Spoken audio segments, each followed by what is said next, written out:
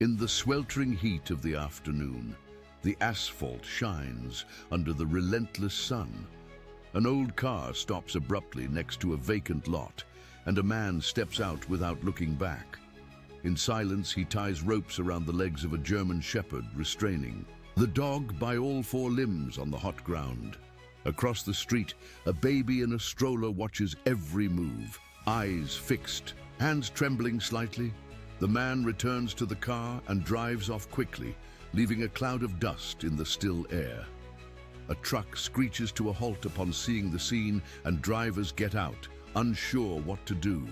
But the baby's sudden cry changes everything. Love stories about animals? Then subscribe now and never miss one. Thanks for being with us. Now, back to our story. The merciless Texas sun beat down on Maple Street in Cedar Creek, a small town where everyone knew everyone else's business. The asphalt shimmered with heat, waves that distorted the air like a mirage, and even the hardy oak trees that lined the residential street seemed to droop under the oppressive afternoon temperature. It was the kind of day when sensible folks stayed indoors with their air conditioners running full blast, when even the bravest souls ventured out only when absolutely necessary. But there, in a narrow alley between two weathered houses, a heart-wrenching scene was unfolding that would soon shake this quiet community to its core. A magnificent German shepherd, his once proud coat now matted with sweat and dust, lay tied with rough rope to all four limbs in a cramped space barely large enough for his powerful frame. The noble animal that had once commanded respect with his regal bearing now found himself helpless, his tongue hanging out as he panted desperately against the scorching heat. Rex had been a beautiful dog, with intelligent amber eyes that seemed to understand the world around him better than most humans. His thick black and tan coat, usually lustrous and well-groomed, now clung to his body as he struggled against his bonds. Each labored breath spoke of suffering that no living creature should endure, yet there he remained, trapped and vulnerable, in the shadows between the two homes. The peaceful afternoon was suddenly pierced by the sharp, desperate cry of a baby. Little Sarah, barely 8 months old, sat in her stroller just a few feet away from the alley entrance. Her chubby arms reached out toward the suffering animal, her innocent blue eyes wide with concern that seemed far beyond her tender age. The pure, anguished sound of her crying cut through the heavy air like a knife, drawing attention from passers-by who had been hurrying to escape the heat. Sarah's mother, Jennifer Martinez, had stopped to answer her phone, turning her back for just a moment when her daughter had somehow managed to wheel herself closer to the alley in her stroller. Now the baby's cries grew more intense, as if she understood the German shepherd's plight in a way that adults might miss. Her tiny hands opened and closed in the direction of Rex, her wailing becoming more urgent with each passing second. The first to notice was elderly Mrs. Patterson, who had been walking slowly down the sidewalk with her wooden cane.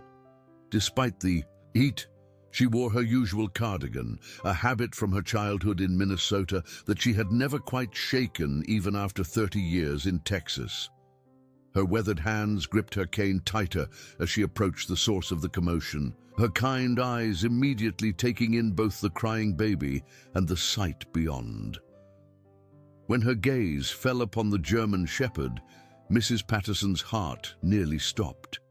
The cane slipped from her trembling fingers and clattered to the sidewalk as recognition dawned across her wrinkled features. Her lips parted in a silent gasp, and tears began to pool in her faded blue eyes.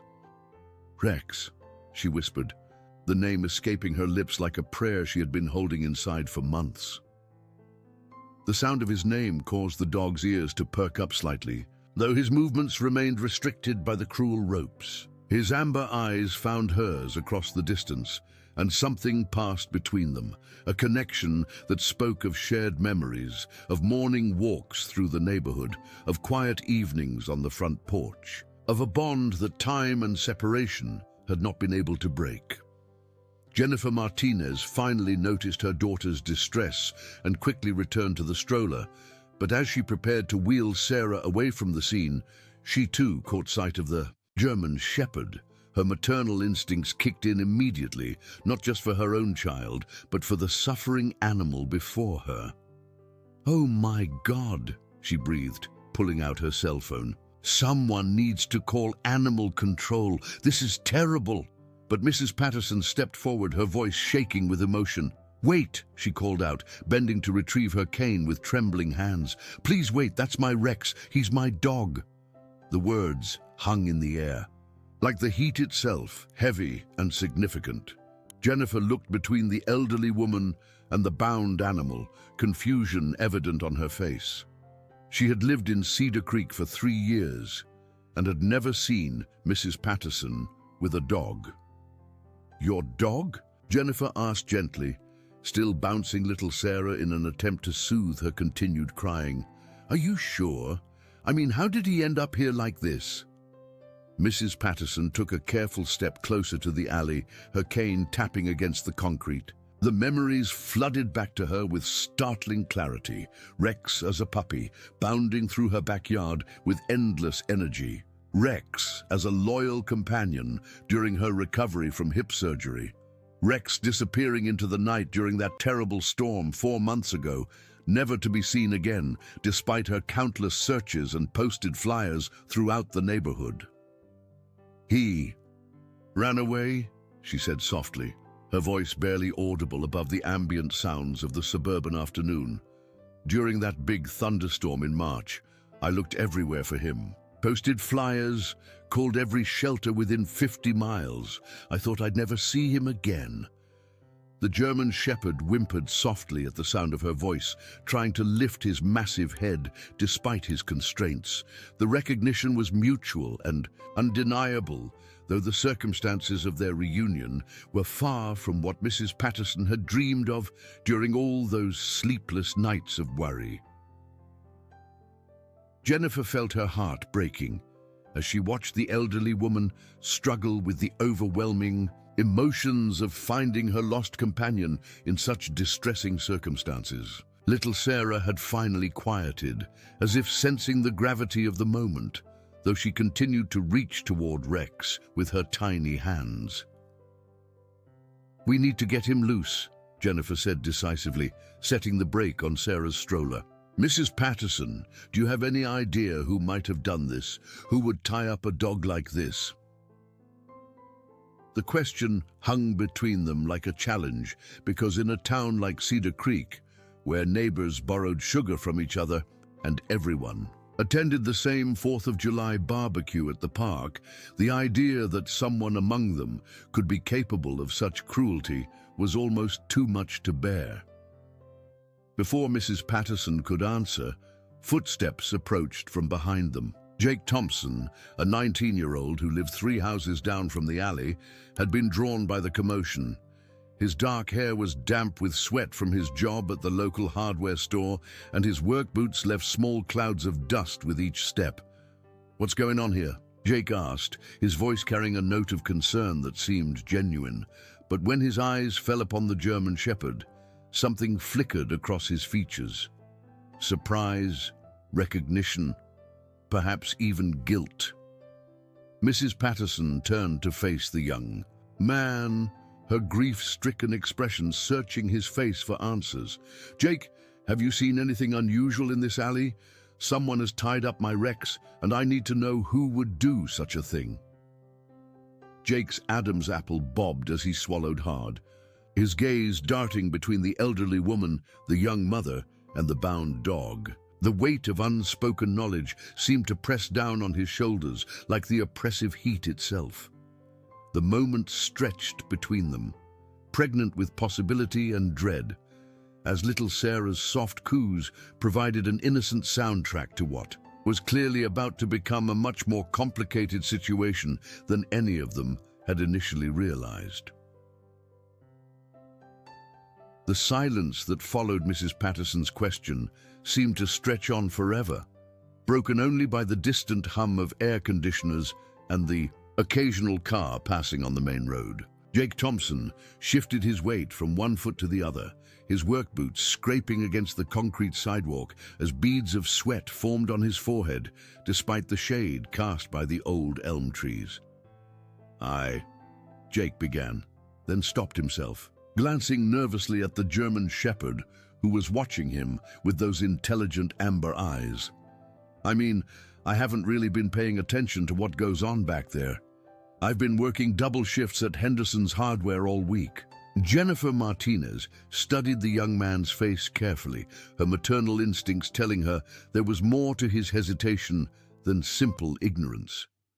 She had developed a keen sense for reading people during her years as a substitute teacher at Cedar Creek Elementary, and something about Jake's demeanor suggested he was holding back important information.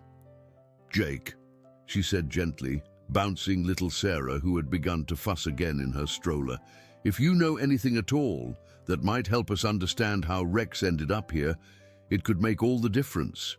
Mrs. Patterson has been searching for him for months." Mrs. Patterson nodded earnestly, leaning heavily on her cane as the emotional weight of the reunion threatened to overwhelm her. "Please, dear, Rex means everything to me. He was my late husband's dog originally, and after Harold passed 2 years ago, Rex became my closest companion. When he disappeared, it felt like I was losing Harold all over again." The mention of her deceased husband brought fresh tears to the elderly woman's eyes, and even Jake seemed moved by her obvious pain. He ran a hand through his dark hair, leaving small streaks of dust from his work gloves, and took a deep breath, as if steeling himself for a difficult confession. "Look, Mrs. Patterson," he said finally, his voice carrying a note of reluctance. "I might know something about what happened to Rex, but it's complicated, and I don't want you to think badly of me or my family." Jennifer felt her pulse quicken as the mystery began to deepen. Little Sarah had grown quiet again, almost as if she too sensed the importance of the moment. The baby's blue eyes remained, fixed on Rex, who, despite his dire circumstances, seemed to be drawing strength from the familiar voices around him. "Just tell us what you know, son," Mrs. Patterson said softly, though her voice carried an undercurrent of steel that spoke to her determination to learn the truth. "I need to understand what happened to my boy." Jake glanced around nervously, as if checking to make sure no one else was within earshot. The residential street remained quiet in the afternoon heat, with most neighbors safely tucked away in their air-conditioned homes. Only the three of them and baby Sarah bore witness to this moment of potential revelation. "That night of the big storm," Jake began slowly, "the one in March, when Rex disappeared, there was a fire at the old Murphy place on Elm Street. You remember, that abandoned house that's been sitting empty since old man Murphy moved to the nursing home last year?" Mrs. Patterson nodded, though confusion clouded her features. The Murphy house was nearly a mile from her own home, too far for Rex to have wandered during his typical evening walks around the neighborhood. "The fire department was stretched thin that night," Jake continued, his words coming faster now, as if he was racing to get them out before he lost his courage. "The storm had knocked down power lines, and there were emergencies all over town. When we saw the smoke coming from the Murphy place, my dad and I grabbed some garden hoses and tried to help before the trucks could get there." Jennifer shifted Sarah to her other hip, her attention completely focused on Jake's story. She had heard about the fire, of course. News traveled fast in a town the size of Cedar Creek, but she had never connected it to Mrs. Patterson's missing dog. "We were spraying water on the flames when we heard barking from inside the house," Jake said, his voice dropping almost to a whisper. "It was Rex. Somehow he had gotten trapped inside during the storm, maybe seeking shelter or chasing something. The smoke was so thick and the fire was spreading fast." Mrs. Patterson gasped, pressing a hand to her chest as she imagined her beloved companion trapped in such a terrifying situation. "Oh, my poor Rex. He must have been so scared." Jake nodded grimly, My dad wanted to wait for the firefighters, but I could hear Rex getting weaker and I knew we didn't have time, so I went in after him. The confession hung in the air like smoke itself, heavy with implications that none of them had expected when this conversation began. Jennifer found herself holding her breath, waiting for the rest of the story, while Mrs. Patterson gripped her cane so tightly her knuckles had turned white. "I got him out," Jake said quickly, seeing the alarm on their faces. "Rex was okay, just scared and coughing from the smoke. But he was disoriented, probably didn't recognize me in all the chaos. When I brought him outside, he bolted, just took off running into the storm before anyone could stop him." The revelation explained Rex's disappearance, but it also raised new questions that made Mrs. Patterson's heart ache with confusion and concern. If Jake had rescued her dog, why hadn't he come forward sooner? Why hadn't he told her what had happened that night? "Jake," she said carefully, her voice trembling with emotion, "if you saved Rex that night, why didn't you let me know? I've been searching for him, putting up flyers, calling every shelter in 3 counties. Why didn't you tell me he had been in the fire?" The young man's face flushed red beneath his tan, and he looked down at his work boots as shame washed over his features. "Because I was scared," he admitted. "Scared of getting in trouble for going into the burning house. My dad was furious with me for taking such a risk, and he made me promise not to tell anyone what I'd done. He said the insurance company might try to blame us for making the fire worse, or that we could get sued if something had gone wrong." Jennifer felt a wave of understanding wash over her. In a small town where everyone knew everyone's business, the fear of legal consequences or community judgment could indeed keep someone silent about even a heroic act. But the explanation still didn't address the most pressing question of all. "That still doesn't explain how Rex ended up tied up in this alley," she pointed out gently. "If he ran away that night in March, where has he been for the past 4 months? And who would do something like this to him?" Jake's expression grew even more troubled, and he glanced toward the alley where Rex lay bound and suffering. "That's the part I'm not sure about," he said, "but I have some ideas, and none of them are good." Before he could elaborate, the sound of approaching footsteps made all 3 adults turn. Coming down the sidewalk was Dorothy Fletcher, a middle-aged woman who served as the unofficial neighborhood watch coordinator. Her sharp eyes took in the scene quickly, from the crying baby to the elderly woman with tears on her cheeks, to the young man who looked like he wanted to disappear into the pavement. "What's all this commotion about?" Dorothy demanded, her voice carrying the authority of someone accustomed to being in charge. "I could hear that baby crying from 3 houses away." Mrs. Patterson wiped her eyes with a tissue from her cardigan pocket and gestured toward the alley. "Dorothy, it's Rex. Someone has tied him up back there, and we're trying to figure out what happened." Dorothy Fletcher's expression shifted from annoyance to concern as she peered into the shadowy space where the German shepherd lay. But as her gaze lingered on the bound animal, something else flickered across her features, something that looked suspiciously like recognition mixed with guilt. The arrival of the neighborhood watch coordinator had added another layer of complexity to an already complicated situation, and Jake Thompson found himself wondering if the secrets surrounding Rex's disappearance ran deeper than anyone had imagined. Dorothy Fletcher's arrival had cast a new shadow over the already tense situation. She stood at the edge of the alley, her hands clasped tightly in front of her floral print dress, her usually confident demeanor noticeably shaken as she stared at the bound German shepherd. The afternoon sun caught the silver streaks in her carefully styled brown hair, but her face had paled beneath her foundation. "Dorothy." Mrs. Patterson's voice carried a note of hope mixed with concern. "Do you know something about what happened to Rex? You've been keeping such a close eye on the neighborhood lately." The question seemed to snap Dorothy out of her trance, and she quickly composed herself, straightening her shoulders in a way that reminded everyone present of her role as the self-appointed guardian of Maple Street's safety and reputation. But Jennifer Martinez, trained to read the subtle signs of distress in children and adults alike, noticed the slight tremor in Dorothy's hands and the way her eyes kept darting away from direct contact. "I've been trying to keep track of unusual activities," Dorothy said carefully, her voice carrying its usual authority but lacking its typical conviction. "There have been several reports of stray dogs in the area lately. Some residents have expressed concerns about property damage and safety issues." Jake Thompson frowned at her response, sensing that it didn't quite ring true. "Property damage? What kind of property damage could Rex cause? He's always been well behaved. Mrs. Patterson trained him perfectly." Dorothy's jaw tightened almost imperceptibly at Jake's challenge to her statement.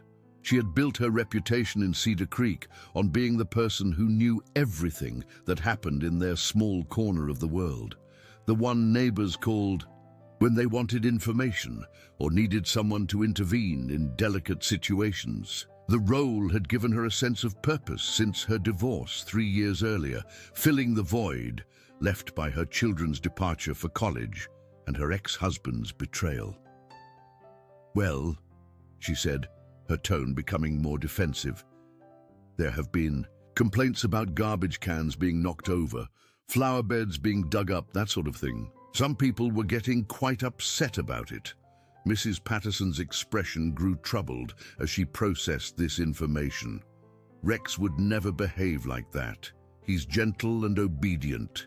Even when he was younger, before Harold's passing, he never caused problems in the neighborhood."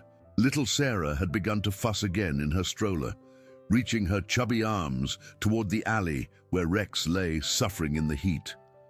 Jennifer bounced her daughter gently while keeping her attention focused on the unfolding conversation.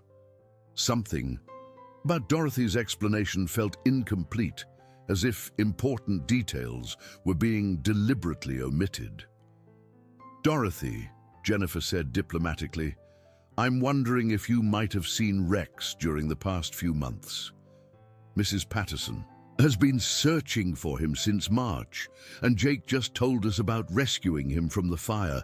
If he's been in the neighborhood, surely someone would have noticed him." The direct question seemed to catch Dorothy off guard, and she took a small step backward as if the inquiry had physical weight. Her eyes flickered toward Jake, then to Mrs. Patterson, before finally settling on little Sarah, whose innocent blue eyes seemed to see straight through any pretense or deception. "I might have seen a dog that looked like Rex," Dorothy admitted reluctantly, her voice barely above a whisper. "But I wasn't certain it was the same animal, and he seemed to be doing fine on his own." The admission hung in the hot air like a confession, and Mrs. Patterson felt her heart sink as she realized that people in her own neighborhood had seen her beloved companion while she had been frantically searching for him elsewhere. "Where did you see him?" Mrs. Patterson asked, leaning heavily on her cane as the emotional toll of the day began to affect her physically. "When was this?" Dorothy glanced around nervously, as if checking to ensure they weren't being overheard by other neighbors. The residential street remained quiet, with only the distant sound of a lawnmower from several blocks away to break the afternoon stillness. "It was about a month ago," she said finally. "Maybe 6 weeks. I saw him near the old Henderson barn. On the outskirts of town, he was with some of the other strays that have been gathering there." Jake's eyebrows shot up in surprise. "The Henderson barn? That place has been abandoned for years. What would dogs be doing way out there?" Dorothy's discomfort was becoming more apparent with each question, and Jennifer found herself wondering what could possibly make the usually forthright neighborhood watch coordinator so evasive about sharing information that could help reunite a beloved pet with his owner. "There's a whole pack of them," Dorothy said reluctantly. "Dogs that have been abandoned or lost. They've been taking shelter in the old barn, scrounging for food wherever they can find it. Some of the farmers out that way have been complaining about them getting into their garbage and bothering their livestock. The picture that Dorothy painted was heartbreaking, and Mrs. Patterson felt tears welling up in her eyes as she imagined her pampered indoor companions struggling to survive among a pack of desperate animals.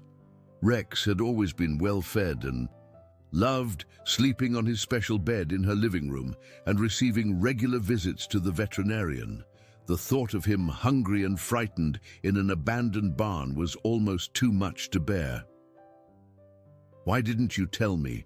Mrs. Patterson asked, her voice breaking with emotion. "If you knew Rex was out there, why didn't you call me? You know how much he means to me." Dorothy's composure finally cracked, and tears began to flow down her cheeks as the weight of her secret became too heavy to carry. "Because I tried to catch him," she confessed, her words coming out in a rush. "When I first saw him at the barn, I recognized him immediately. I brought a leash and some treats, thinking I could bring him home to you." Jake stepped closer, sensing that they were finally approaching the heart of the mystery. "What happened when you tried to catch him?" Dorothy took a shuddering breath before continuing.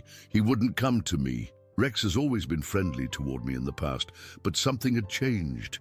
He was skittish, almost wild. When I tried to approach him, he growled and backed away like he was afraid of humans." The revelation painted a picture of trauma that went beyond simple displacement, and Jennifer felt her heart breaking for both the animal and the elderly woman who had been searching for him. Little Sarah had grown quiet again, almost as if she understood the gravity of what was being shared. "But that still doesn't explain how he ended up tied up here," Jennifer pointed out gently. "If he was living wild at the Henderson barn, how did he get back to the neighborhood? And who would restrain him like this?" Dorothy's face crumpled as the final piece of her secret threatened to spill out. "Because I made a terrible mistake," she whispered. "I was so determined to help Mrs. Patterson get Rex back that I did something I thought was for the best, but it went horribly wrong." The confession seemed to hang between them like a physical presence, and even the ambient sounds of the neighborhood seemed to fade away as everyone waited for Dorothy to reveal the truth that had been weighing on her conscience. "I hired someone to help me catch him," she said finally, her voice barely audible. "Someone who claimed to be experienced with difficult rescue situations. But I think I may have trusted the wrong person." The implication of her words sent a chill through the group despite the oppressive heat, and Jake felt his stomach clench as he began to understand the terrible possibility that Dorothy's good intentions might have led to Rex's current predicament. The mystery was beginning to reveal itself, but the truth was proving to be more complicated and disturbing than any of them had imagined. The weight of Dorothy's revelation settled over the small group like a suffocating blanket. Mrs. Patterson's legs began to tremble, and she gripped her cane with both hands to steady herself as the implications of what she had just heard began to sink in. The idea that someone had been hired to capture Rex, only to end up restraining him in such a cruel manner, was almost too terrible to comprehend. "Who did you hire?" Jake demanded, his voice sharp with anger and concern. "Dorothy, you need to tell us exactly who you contacted to help with Rex." Before Dorothy could answer, the sound of multiple footsteps approached from both directions along Maple Street. The commotion had finally begun to draw the attention of other neighbors, despite the oppressive heat that usually kept everyone indoors during the hottest part of the afternoon. Emma Rodriguez emerged from the house directly across from the alley, her nurse's scrubs still crisp despite having just finished a 12-hour shift at Cedar Creek General Hospital. Behind her came elderly Mr. Bob Johnson, who lived 2 houses down and had been tending his prized tomato garden when he heard the raised voices. From the opposite direction, Susan Clark approached with her twin 8-year-old daughters, Lily and Rose, who'd been riding their bicycles up and down the quiet street. "What's happening here?" Emma asked, her professional demeanor immediately assessing the situation as she took in the crying baby, the distressed elderly woman, and the obvious tension among the adults. "I could hear voices from inside my house, and it sounded like someone might need help." Jennifer quickly gestured toward the alley where Rex remained bound and suffering. "We found Mrs. Patterson's missing dog tied up back there. We're trying to figure out how he got there and who's responsible." Emma's expression immediately shifted to one of concern and outrage as she peered into the shadows and saw the German shepherd's predicament. Her medical training had made her particularly sensitive to suffering in any form, whether human or animal. "That's horrible," she said, immediately pulling out her cell phone. "We need to call the police and animal control right away. This is clearly animal cruelty." "Wait," Dorothy said quickly, panic evident in her voice. "Please, let me explain what happened before you involve the authorities. This situation is more complicated than it appears." Mr. Johnson adjusted his worn baseball cap and moved closer to get a better look at Rex. Despite his 78 years, his mind remained sharp, and his experience as a retired mechanic had given him a practical approach to problem-solving that often proved valuable in neighborhood disputes. "Dorothy Fletcher," he said in his gravelly voice, "I've known you for 15 years, and you've never been one to beat around the bush. If you know something about how this poor animal ended up in this condition, you'd better speak up right now." The arrival of more neighbors had shifted the dynamic of the situation, and Dorothy found herself facing a growing audience of concerned community members. Susan Clark ushered her daughters away from the alley entrance, but remained close enough to listen, her protective instincts as a mother making her particularly sensitive to any situation involving cruelty or injustice. About 2 weeks ago, Dorothy began reluctantly, her voice shaking as she faced the assembled group. "I contacted a man named Billy Kowalski, who advertises animal recovery services in the county paper. He claimed to specialize in capturing difficult or traumatized animals safely." Jake's expression darkened immediately at the mention of the name. "Billy Kowalski? Dorothy, that guy has a reputation for being rough with animals. Several farmers have complained about his methods being too aggressive." Emma frowned as she tried to place the name. "Isn't he the one who got in trouble last year for using inappropriate restraints on someone's escaped horse?" The confirmation that Dorothy had hired someone with a questionable reputation sent a wave of alarm through the gathered neighbors. Mrs. Patterson felt her heart sinking even further as she realized that her beloved Rex had likely fallen victim to the very person who was supposed to help rescue him.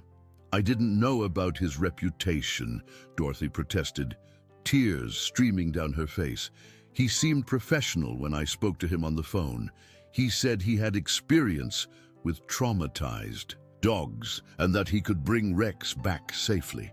Little Sarah had grown increasingly agitated during the conversation, her cries becoming more frequent and urgent as if she could sense the escalating tension among the adults.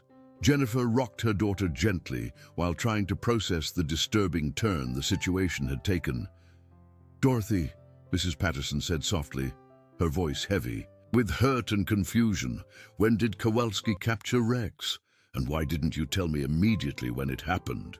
The elderly woman's question cut straight to the heart of the matter, and Dorothy's composure finally collapsed entirely as the full weight of her mistakes became clear. She had acted with good intentions, hoping to surprise Mrs. Patterson with Rex's return, but her lack of research into Kowalski's methods had led to disaster. "He captured Rex 3 days ago," Dorothy confessed through her tears. "Kowalski called me and said he had the dog secured, but that Rex was extremely aggressive and needed to be restrained until he could be properly rehabilitated." Emma's nursing experience had taught her to recognize deception and manipulation, And Kowalski's explanation sent up immediate red flags in her mind.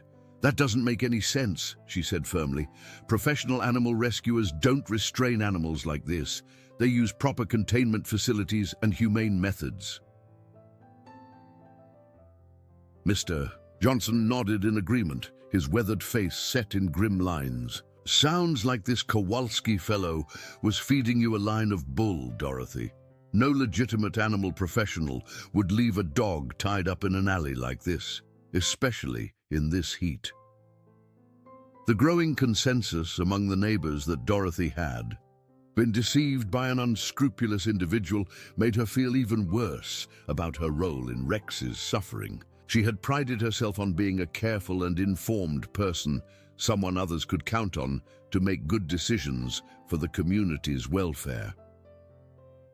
"He told me he needed a few days to assess Rex's behavior before bringing him home," Dorothy continued, her voice barely audible. "He said the restraints were temporary, just until Rex calmed down enough to be safely handled. I trusted him because I wanted so desperately to help Mrs. Patterson." Jake ran his hands through his hair in frustration, leaving more streaks of dust from his work gloves. "Dorothy, didn't it occur to you to ask where Rex was being kept, or to insist on seeing him yourself?" The young man's question highlighted the gaps in Dorothy's judgment that had allowed the situation to spiral out of control. In her eagerness to solve Mrs. Patterson's problem and maintain her reputation as the neighborhood's helpful guardian, she had failed to exercise the caution that such a delicate situation required. "Kowalski said he was keeping Rex at a secure facility outside of town," Dorothy explained weakly. "He told me it was better if I didn't visit, because my presence might agitate the dog further. I believed him because he sounded so knowledgeable about animal psychology." Susan Clark had been listening to the conversation with growing anger, her protective instincts extending beyond her own children to include all vulnerable beings in her community. "This is outrageous," she said firmly. "Whether Dorothy made poor choices or not, that man has clearly taken advantage of her good intentions and has been abusing this poor animal." The division among the neighbors was becoming apparent as some focused their anger on Dorothy's mistakes, while others directed their outrage toward the unknown Billy Kowalski. Emma Rodriguez found herself trying to mediate between the different perspectives while keeping the focus on Rex's immediate needs. "Right now," she said, with the authority of someone accustomed to making decisions under pressure, "our priority has to be getting Rex free and getting him medical attention. We can sort out blame and responsibility later." Mrs. Patterson, who had been quietly absorbing the painful details of her dog's ordeal, finally spoke up with a strength that surprised everyone present. "Emma is right. Rex needs our help now, not our arguments. Whatever mistakes were made, we need to focus on making things right." Mrs. Patterson's words had a profound effect on the assembled neighbors, cutting through the rising tension like a beacon of clarity in the emotional storm. Her quiet strength, drawn from years of facing life's challenges alongside her late husband Harold, reminded everyone present that their energy would be better spent on action rather than recrimination. Emma Rodriguez immediately stepped forward, her medical training taking over as she assessed the situation with professional efficiency. "Jake, do you have any tools in your truck that could help us cut through those ropes safely? We need to be careful not to injure Rex while we're freeing him." Jake nodded quickly, grateful for a concrete task that would allow him to contribute positively to the resolution. "I've got a utility knife and some wire cutters in my toolbox. Let me grab them." As Jake jogged toward his pickup truck parked at the curb, Mr. Johnson moved closer to the alley entrance, his experienced eyes examining the restraints that held Rex captive. Despite his age, his mind remained sharp and analytical, a remnant of his decades spent solving mechanical problems. "Those ropes are tied tight," he observed grimly. "Whoever did this knew what they were doing. This wasn't some amateur job. This was deliberate and calculated. The assessment sent a chill through the group, confirming their worst fears about Billy Kowalski's intentions. Dorothy Fletcher felt the weight of guilt pressing down on her shoulders as she realized the full extent of how her trust had been misplaced. Susan Clark had positioned herself strategically between her twin daughters and the alley, but Lily and Rose Clark had inherited their mother's compassionate nature, and their young hearts were breaking for the suffering animal. 8-year-old Lily stepped forward hesitantly, her small voice barely audible above the adult conversations. "Mommy, why would someone hurt a doggy like that? Rex looks so sad and scared." Her innocent question cut straight to the heart of the matter, reminding all the adults present that their community's children were also witnessing this act of cruelty. Susan knelt down to her daughter's level, searching for words that would address the child's concern without overwhelming her with the harsh realities of human behavior. "Sometimes, sweetheart, people make very bad choices that hurt innocent animals," Susan explained gently. "But look around you. See how all these good people are working together to help Rex. That's what our community does when someone needs us." Jennifer Martinez had been quietly observing the interactions among her neighbors, and she was struck by how little Sarah had calmed down significantly since Mrs. Patterson had taken charge of the situation. The baby seemed to sense the shift in emotional energy, her earlier distress giving way to an almost watchful calm, as if she too understood that help was finally coming for Rex.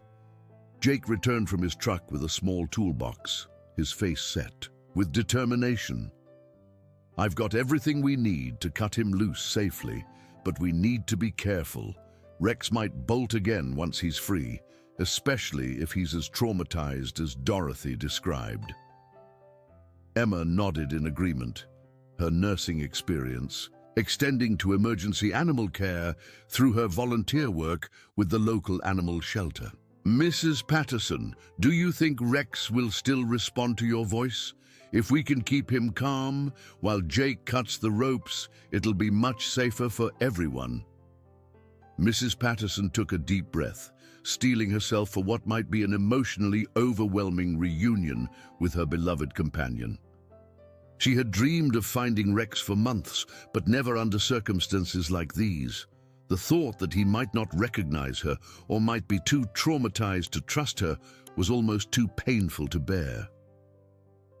"I'll try," she said softly, moving slowly toward the alley entrance with her cane tapping against the concrete. "Rex has always been a good boy. Even if he's scared, I think some part of him will remember me." As Mrs. Patterson approached the confined German Shepherd, the other neighbors formed a loose semicircle behind her, ready to help if needed, but giving her space to attempt the crucial connection with her lost companion. The afternoon heat seemed to intensify the gravity of the moment, and even the distant sounds of suburban life seemed to fade away. "Rex," Mrs. Patterson called softly, her voice carrying all the love and longing of the past 4 months. "It's me, boy, it's Martha. I've been looking for you everywhere." At the sound of her voice, Rex's ears perked up slightly, and his amber eyes focused on her face with an intensity that spoke of recognition, struggling against fear and confusion. His tail moved just slightly, a barely perceptible wag that brought tears to Mrs. Patterson's eyes. "That's my good boy," she continued, her voice growing stronger as she saw the spark of recognition in his eyes. "I know you're scared and I know you've been hurt, but you're safe now. We're going to get you out of there." Jake carefully approached from the side, his movements slow and deliberate to avoid startling the traumatized animal. Emma positioned herself where she could monitor Rex's condition while staying out of Jake's way as he began to examine the rope restraints. "These knots are complicated," Jake muttered, his anger evident as he studied Kowalski's handiwork. "This isn't just restraint. This is designed to be painful and impossible for the animal to escape from. Dorothy couldn't bear to listen to the details of Rex's suffering, knowing that her poor judgment had directly contributed to his ordeal. She found herself torn between wanting to help and feeling that her presence might only make things worse. Mr. Johnson, recognizing Dorothy's distress, moved to stand beside her with the wisdom that comes from having lived through many of life's mistakes and redemptions. "Dorothy," he said quietly, "beating yourself up won't help Rex now. What matters is that you spoke up when it counted." As Jake began carefully cutting through the first rope, Rex whimpered softly but remained still, his trust in Mrs. Patterson's soothing voice overriding his instinct to struggle. The progress was slow and delicate, requiring precision to avoid injuring the dog while removing the cruel restraints. Emma watched Rex's breathing and heart rate as closely as she could from her position, her medical training allowing her to assess his physical condition even without proper equipment. "He's dehydrated and exhausted, but his vital signs seem stable," she reported to the group. "We'll need to get him to a veterinarian as soon as he's free." Susan Clark had been thinking about the larger implications of the situation, particularly the fact that Billy Kowalski was still out there, potentially capable of harming other animals. "What about this Kowalski person?" she asked. "Are we just going to let him get away with what he's done?" The question had been weighing on everyone's minds, but in the urgency of helping Rex, they hadn't fully addressed the need to ensure that Kowalski faced consequences for his actions. Emma looked up from monitoring Rex's condition, her expression grim. "Once we get Rex stabilized, we absolutely need to contact the authorities," she said firmly. "If he's done this to Rex, there's no telling what he might do to other animals. We have a responsibility to protect other potential victims."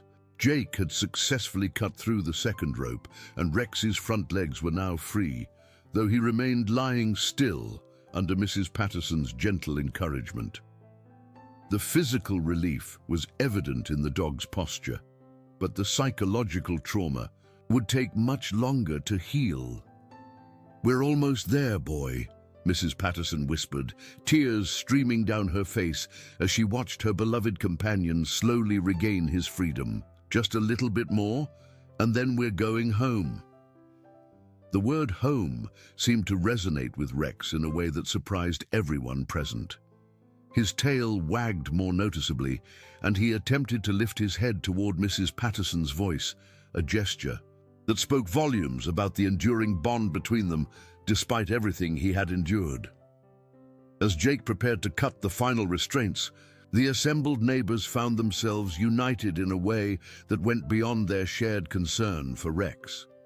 They had witnessed the power of community action, the importance of speaking truth, even when it was difficult, and the possibility of redemption, even in the face of serious mistakes. The moment Jake cut through the final rope, Rex's hind legs were finally free, and the German Shepherd slowly, carefully began to move for the first time in what must have felt like an eternity. The gathered neighbors held their collective breath as they watched the magnificent animal struggle to stand, his muscles stiff from prolonged restraint and his spirit battered by days of cruel captivity. Mrs. Patterson extended her trembling hand toward Rex, her heart pounding with a mixture of hope and fear. Would he remember her? Would the trauma he had endured change the beautiful relationship they had shared before that terrible storm in March? The questions that had haunted her sleepless nights for months now hung in the balance of this crucial moment. Rex lifted his head slowly, his amber eyes meeting Mrs. Patterson's gaze with an intensity that seemed to bridge the gap between his suffering and her love. For several heartbeats, time seemed suspended as animal and human studied each other across the divide that fear and separation had created. Then, as if a dam had burst within his traumatized psyche, Rex's tail began to wag with increasing vigor. The sound that emerged from his throat was part whimper, part cry of joy, a vocalization that spoke of recognition, relief, and the overwhelming emotion of being truly seen by the person who had never stopped loving him. "Rex," Mrs. Patterson whispered, tears flowing freely down her weathered cheeks. "Oh, my sweet boy, you remember me." The German shepherd struggled to his feet, his legs shaky but determined, and took the first tentative step toward the woman who had been calling. His name in her dreams for 4 long months. Each movement was deliberate and careful, as if he was testing not just his physical ability, but also his trust in this moment of reunion. Jennifer Martinez found herself crying as she watched the scene unfold, little Sarah growing quiet in her stroller, as if even she understood the profound significance of what was happening. The baby's earlier distress had been replaced by an almost reverent stillness, her blue eyes wide with wonder as she observed the connection between the elderly woman and the magnificent dog.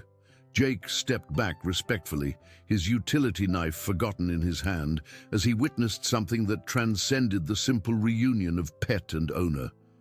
This was a moment of healing that went far deeper than the physical wounds Rex had endured. It was the restoration of a bond that had been tested by fear, separation, and unimaginable hardship.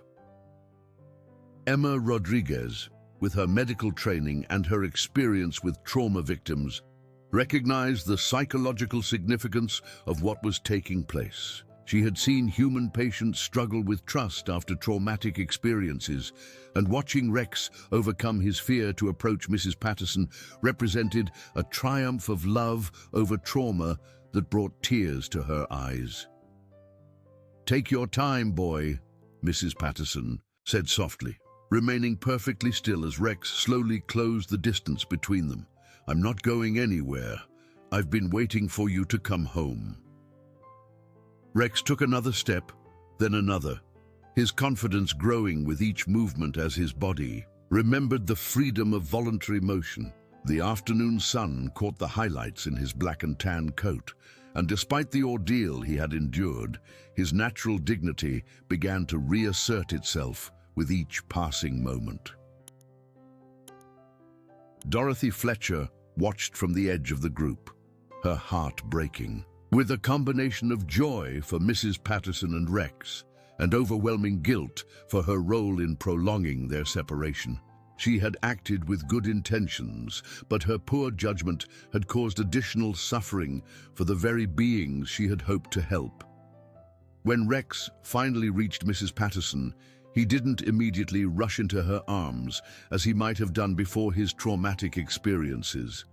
Instead, he approached with careful dignity, as if testing whether this moment was real or just another cruel trick played by his shattered sense of security.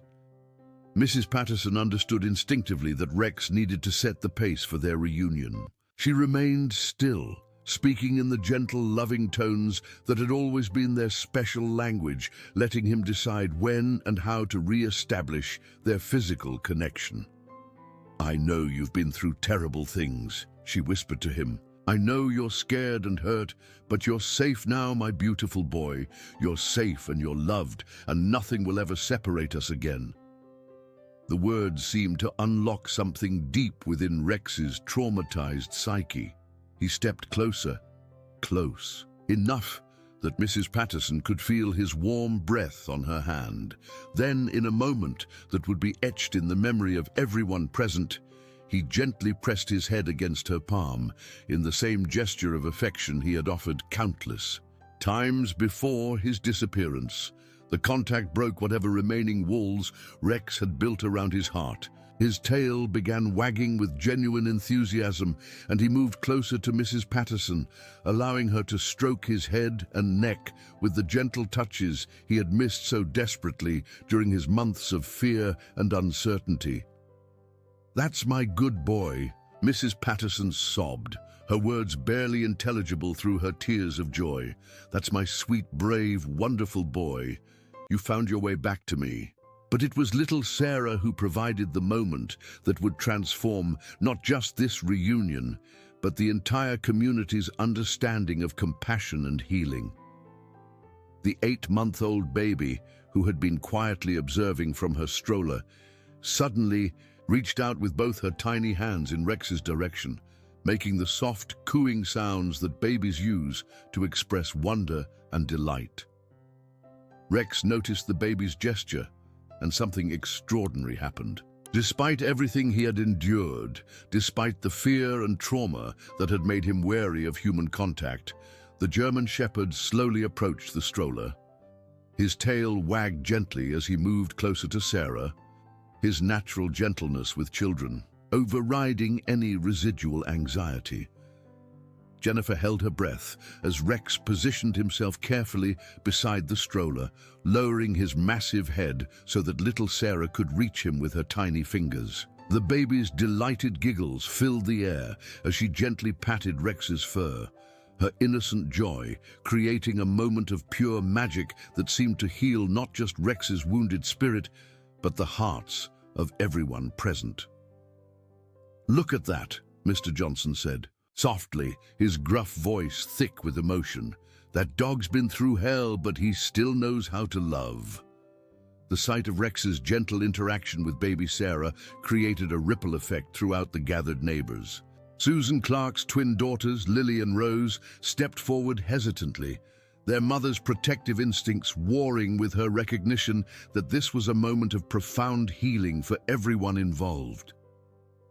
"Can we pet him too?" Lily asked quietly, her 8-year-old wisdom understanding that this was a special moment that required respect and gentleness. Mrs. Patterson looked at Rex, gauging his comfort level, and was amazed to see his tail wagging in response to the children's approach. "Very gently," she told the girls. "He's been hurt, but I think he would like some friends."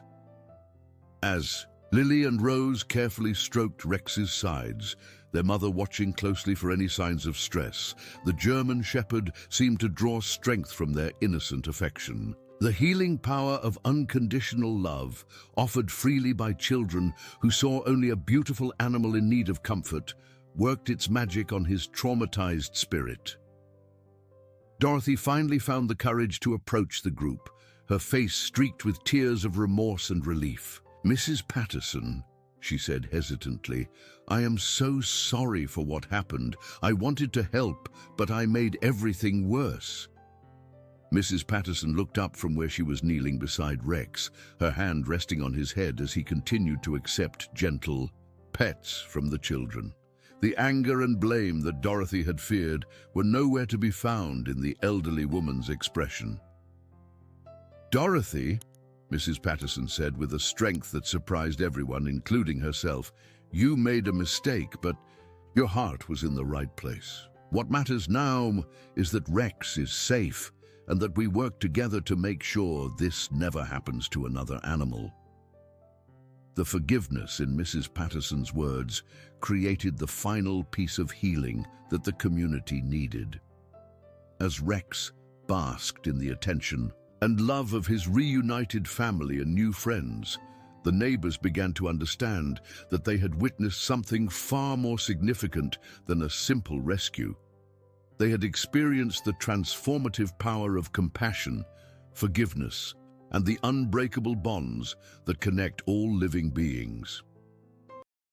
3 weeks had passed since that sweltering afternoon on Maple Street, when Rex had been freed from his cruel restraints, and the transformation in both the German Shepherd and the Cedar Creek community had been nothing short of remarkable. The veterinary examination that Emma Rodriguez had insisted upon immediately after the rescue had revealed that while Rex was dehydrated and traumatized, he had suffered no permanent physical damage from his ordeal. Dr. Sarah Martinez at the Cedar Creek Animal Hospital had been amazed by Rex's resilience and had worked closely with Mrs. Patterson to develop a rehabilitation plan that addressed both his physical recovery and his psychological healing. The gentle approach they had taken, combined with the outpouring of love from the neighborhood children, had helped Rex regain his confidence more quickly than anyone had dared to hope. Mrs. Patterson's small house on Elm Street had become an unlikely hub of community activity as neighbors stopped by regularly to check on Rex's progress and offer their continued support. The experience of working together to save him had created bonds among the residents of Cedar Creek that extended far beyond their shared concern for one animal. Jake Thompson had taken it upon himself to research Billy Kowalski's background more thoroughly, and what he had discovered had led to a formal complaint with the County Animal Control Department. It turned out that Kowalski had been operating without proper licensing and had accumulated multiple complaints from other pet owners who had fallen victim to his deceptive practices. The authorities had launched a full investigation, and early reports suggested that Kowalski's illegal operation would be shut down permanently. Dorothy Fletcher had channeled her guilt and remorse into positive action, volunteering at the local animal shelter and becoming an advocate for educating pet owners about how to properly vet animal service providers. Her transformation from someone who had made a critical error in judgment to someone actively working to prevent similar situations had earned her the respect and forgiveness of her neighbors.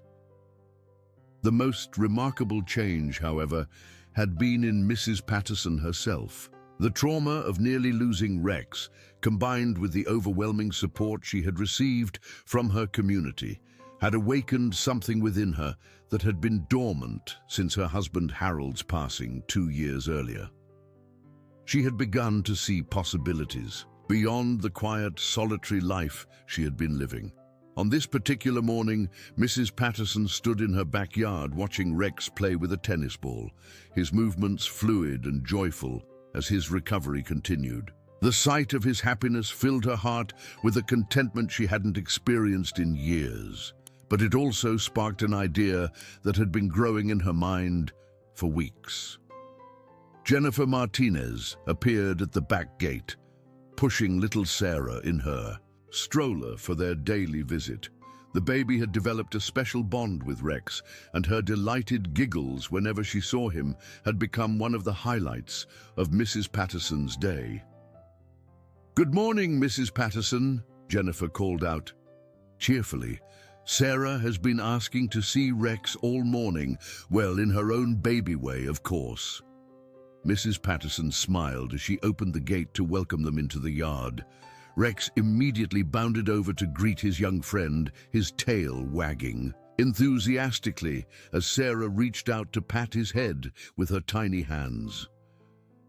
"Jennifer," Mrs. Patterson said thoughtfully, "I've been doing a lot of thinking lately about what happened with Rex, and I've come to a decision that I hope the community will support." Jennifer settled Sarah's stroller in the shade of Mrs. Patterson's apple tree and gave the elderly woman her full attention. "What kind of decision?" Mrs. Patterson took a deep breath, her eyes bright with purpose and determination. "I want to transform my home into a sanctuary for rescued animals, not just dogs, but any animal that needs a safe place to heal and find a new family.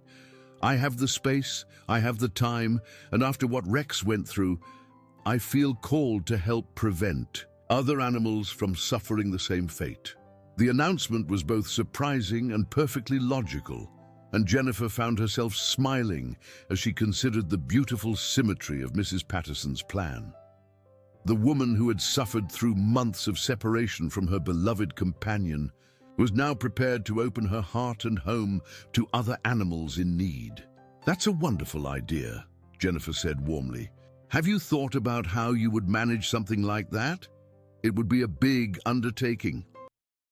Mrs. Patterson nodded, clearly having given the matter considerable thought. "I've already spoken with Dr. Martinez at the animal hospital, and she's offered to provide medical support at cost. Emma Rodriguez has volunteered to help with the day-to-day care, and even Dorothy Fletcher wants to contribute by handling the screening of potential adoptive families. The plan that Mrs. Patterson outlined demonstrated not only her personal growth, but also the way the experience with Rex had brought the community together in a spirit of collaborative compassion. What had begun as a crisis had evolved into an opportunity for collective healing and service.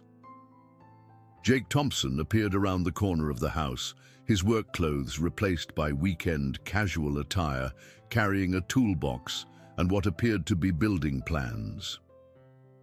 "Good morning, ladies," he called out with a grin.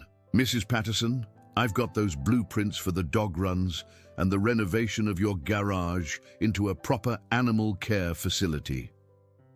Mrs. Patterson's eyes filled with tears of gratitude as she realized how many people had quietly been working to help her vision become reality. The young man who had saved Rex from the fire, who had been instrumental in freeing him from his restraints, was now volunteering his construction skills to create a safe haven for other animals in need. "Jake, you don't have to do all this work for free," she protested, though her voice carried deep appreciation for his generosity. Jake shook his head firmly. "After what happened with Rex, after seeing how the community came together, I want to be part of something positive. Besides, Mr. Johnson is supervising the project, and he's already recruited half the neighborhood to help with different aspects of the construction." As if summoned by the mention of his name, Mr. Johnson appeared at the back gate, his weathered face creased in a satisfied smile. "Morning, folks. I've got good news from the county planning office. All the permits for the sanctuary have been approved. We can start construction next weekend." The confluence of support from so many quarters left Mrs. Patterson momentarily speechless. She had lived in Cedar Creek for over 20 years, but the events of the past month had revealed depths of community spirit that she had never fully appreciated. Susan Clark's voice called out from the front of the house, followed by the sound of running feet as Lily and Rose Clark raced into the backyard. The 8-year-old twins had become frequent visitors, their natural affinity for animals making them valuable assistants in Rex's ongoing recovery. "Mrs. Patterson," Lily called out excitedly, "Mommy says we can help take care of the animals at your sanctuary. We've been reading books about dog training and cat behavior." Rose nodded enthusiastically, her arms full of what appeared to be homemade toys for dogs and cats. "We made these at school for the art project. Our teacher said we could donate them to help the rescued animals." Susan Clark followed her daughters into the yard, carrying a large basket filled with additional handmade items. The entire third-grade class at Cedar Creek Elementary has been working on donations for the sanctuary. Word has spread throughout the school, and the children are so excited to be part of helping animals in need. Mrs. Patterson felt overwhelmed by the outpouring of support from people of all ages in her community. What had started as a personal tragedy had somehow catalyzed a movement of compassion that was touching lives throughout Cedar Creek. Emma Rodriguez arrived for her regular check on Rex's health, her nurse's bag in hand and her face bright with the satisfaction of seeing her patient thriving. "Rex looks wonderful," she announced after a brief examination. "His recovery has exceeded all our expectations. I think he's ready to start helping with the other animals when they begin arriving." As the group of friends and neighbors gathered in Mrs. Patterson's backyard, sharing their plans and their excitement about the sanctuary project, little Sarah provided the perfect finishing touch to the moment. The baby, who had been quietly observing from her stroller, suddenly clapped her hands together and giggled with pure delight as Rex performed an impromptu trick, rolling over in the grass with obvious joy. The sound of Sarah's laughter seemed to encapsulate everything beautiful about the transformation that had taken place in their community. From the darkness of cruelty and separation had emerged a light of hope, compassion, and collective action that promised to touch countless lives in the years to come. Mrs. Patterson looked around at the faces of her neighbors, people who had started as acquaintances but had become family through their shared commitment to healing and service. She thought about Harold and how proud he would be of the sanctuary they were creating in Rex's honor, and she knew that this was exactly where her life was meant to lead. As the afternoon sun cast long shadows across the yard where Rex played, with the children and the adults planned for the future, Mrs. Patterson realized that sometimes the most beautiful chapters of life begin with the most difficult pages. Their story of rescue, forgiveness, and transformation was still being written, and she couldn't wait to see what remarkable tales of hope and healing would unfold within the walls of the Cedar Creek Animal Sanctuary. Dear listeners, we hope that the story of Mrs. Patterson, Rex, and the community of Cedar Creek has touched your hearts as deeply as it has touched ours. This tale of resilience, forgiveness, and the transformative power of love reminds us that even in our darkest moments, hope can emerge when communities come together with compassion and purpose. If this story of healing and second chances has moved you, we invite you to join our growing family of listeners by subscribing to our channel and giving this video a thumbs up.